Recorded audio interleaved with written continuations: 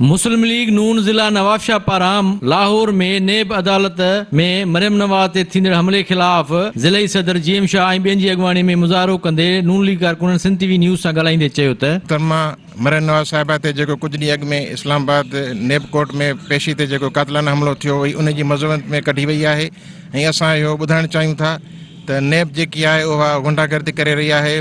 जो हम पे दबाव डालता है वो इसलिए दबाव डालता है कि अपना इनको छूट मिल जाए। पाकिस्तान में असांजे कायदीन ते जेकी कूड़ा केस दाख़िल करे हिननि हिकिड़ो रवैयो इख्तियार कयो आहे उन जे ख़िलाफ़ असां एहतजाज पिया कयूं। बुज़दिलाना जेको हमलो असांजी मरियम नवाज़ भेण ते कयो आहे असां जी शदीद अल्फाज़ में मज़म्मत था कयूं ऐं सिलेक्टेड वज़ीर आज़म तव्हांजा ॾींहं गणिजी चुका आहिनि। बाज़ अची वञनि त सुठो आहे, न त असां एहतजाज जो दायरो मज़ीद वधी कंदासीं। ऐं इमरान ख़ान असां तोखे चऊं था कि तूं शरीफ़ फैमिली ते ईअं न कर। चवणु आहे त नेब इमरान ख़ान जी बी टीम थी कमु करे रही आहे ऐं शरीफ़ ख़ानदान खे तंग कयो पियो। हिन चवणु आहे त नेब ऐं इमरान ख़ान तंग करणु बंदि करे ॿी सूरत में नून लीग जा कारकुन सॼे मुल्क में सरापा एजा थींदा। कैमरामैन रफ़ाकत तारे सां गॾु ज़ुल्फ़कार ख़ासकेली, सिंध टीवी न्यूज़, नवाबशाह।